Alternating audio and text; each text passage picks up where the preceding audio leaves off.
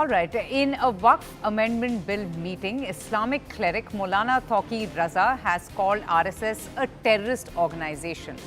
In fact, the Vishwa Hindu Parishad, the Bajrang Dal, they said were terrorist organizations. And this is the latest coming in on this breaking news that how this person, this Islamic cleric Maulana Taqi Raza, called the RSS a terrorist organization.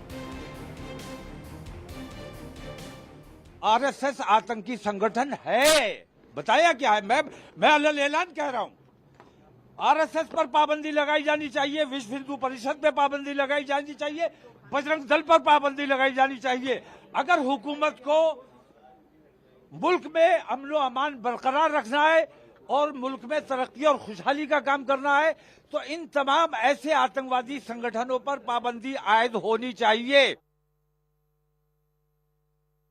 RSS आतंकी संगठन है, बताया क्या है? मैं अलग ऐलान कह रहा हूं।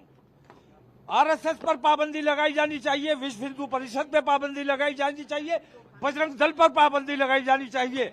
अगर हुकूमत को मुल्क में अमन व अमान बरकरार रखना है और मुल्क में तरक्की और खुशहाली का काम करना है तो इन तमाम ऐसे आतंकवादी संगठनों पर पाबंदी आयद होनी चाहिए।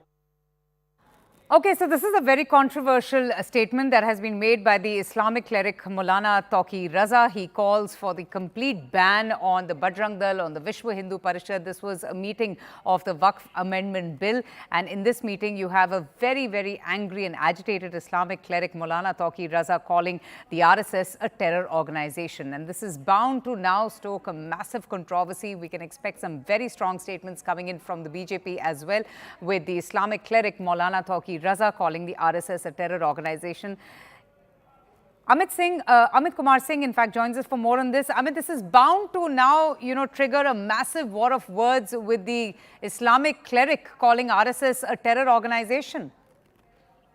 This is not the first time that Maulana Taqi Raza, the Islamic cleric, has given like this kind of controversial statement. He have earlier also given it, and the court and sometimes the High Court also raised objection on it. ये पहली बार नहीं है कि इस तरीके से controversial statement दिया जा रहा है उनके द्वारा। दरअसल जब भी इलेक्शंस प्रदेश में होने वाला है और जाहिर तौर पे इन बाई इलेक्शंस को देखते हुए इस तरीके से स्टेटमेंट जो है तौकीर राजा दिया करते हैं। और अब उन्होंने आरएसएस के ऊपर स्टेटमेंट दिया है और इससे पहले भी हमने देखा है कि कई बार उन्होंने बरेली में स्टेटमेंट दिया है जिसके वजह से कोर्ट ने कहा है कि उनके स्टेटमेंट्स की वजह से दंगे तक बढ़ गए हैं। जी Amit, thank you so much for joining us.